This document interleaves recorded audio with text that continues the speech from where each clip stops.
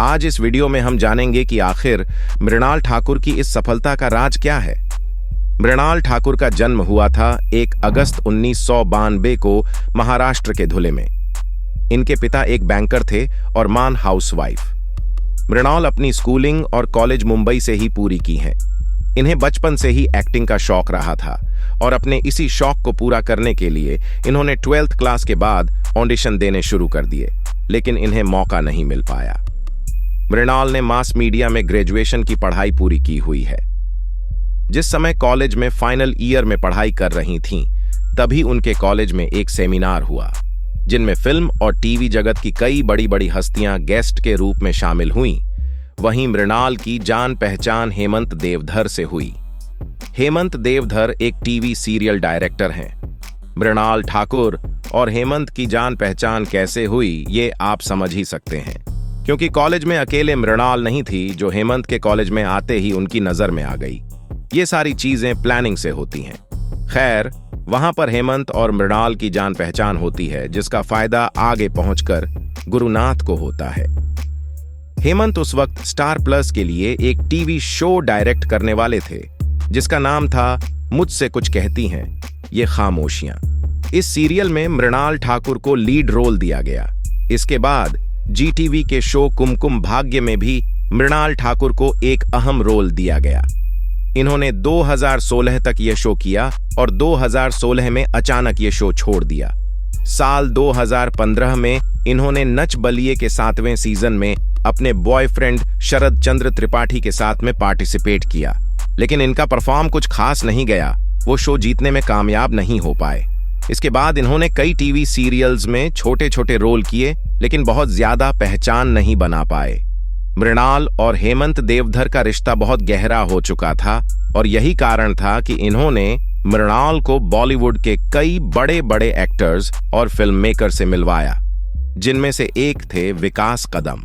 विकास कदम एक राइटर हैं। वो मराठी फिल्मों में काम करते हैं और मराठी फिल्में लिखते हैं। विकास उस समय विट्टी ढांड नाम की एक फिल्म लिख रहे थे, जो कि मराठी में थी, जिसे प्रोड्यूस कर रहे थे अजय देवगन। हेमंत ने मृणाल को विकास से मिलवाया और विकास ने मृणाल के टैलेंट को भांपते हुए उसे मिलवाया।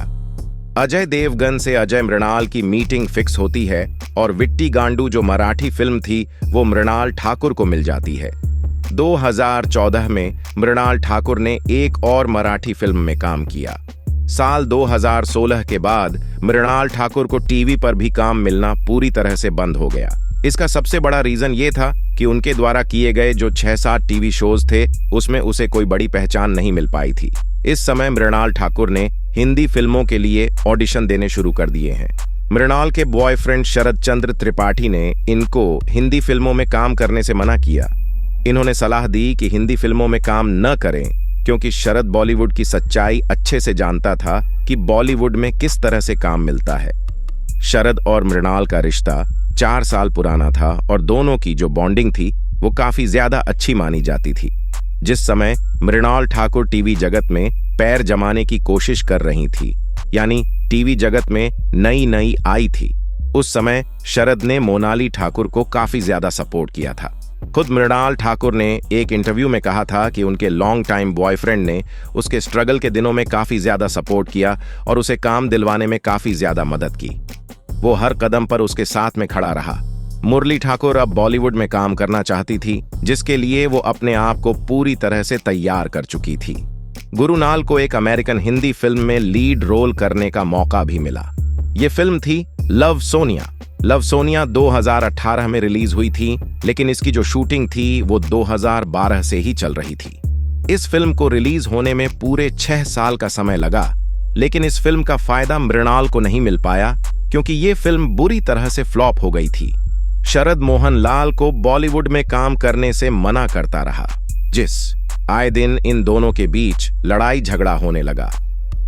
मुन्ना लाल उसकी बात मानने को राजी नहीं थी और फाइनली अपने बॉयफ्रेंड से ब्रेकअप कर लिया।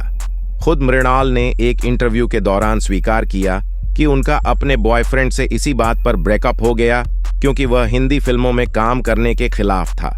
वो चाहता था कि मैं हिंदी फिल्मों में काम न करूं, इसलिए मैंने अपने लॉन्ग टाइम बॉयफ्रेंड को छोड़ दिया।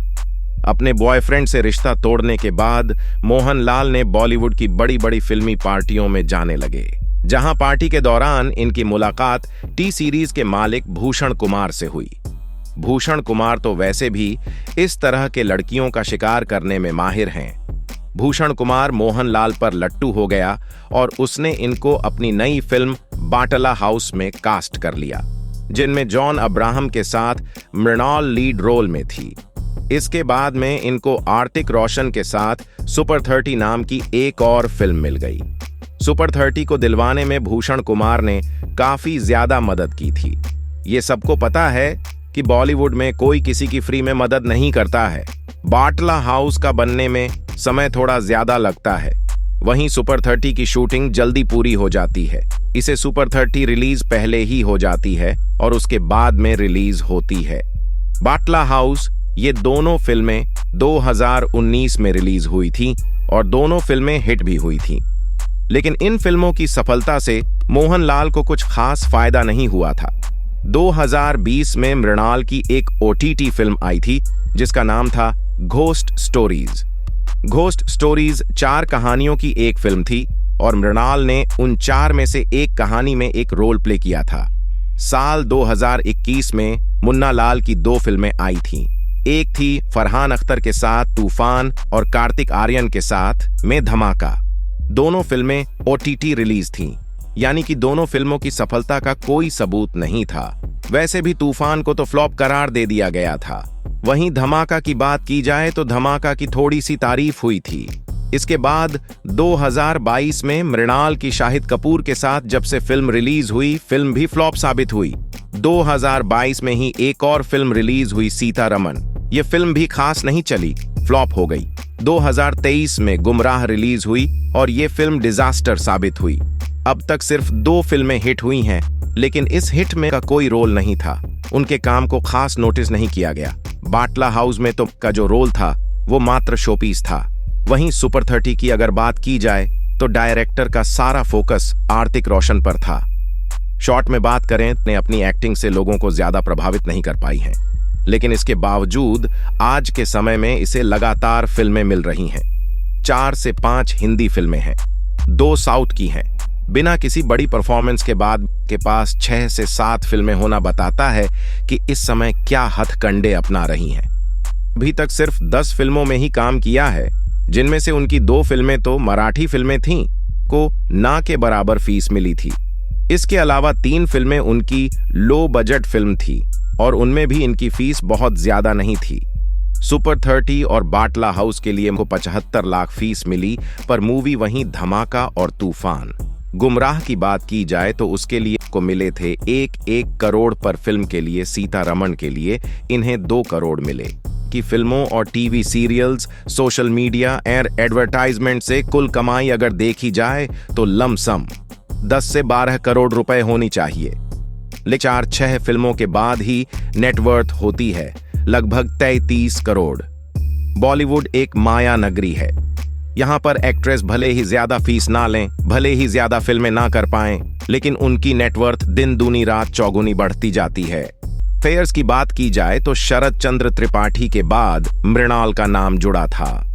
टीवी एक्टर कुशाल टंडन के साथ कुशाल का उस समय गौहर खान से ब्रेकअप हुआ था।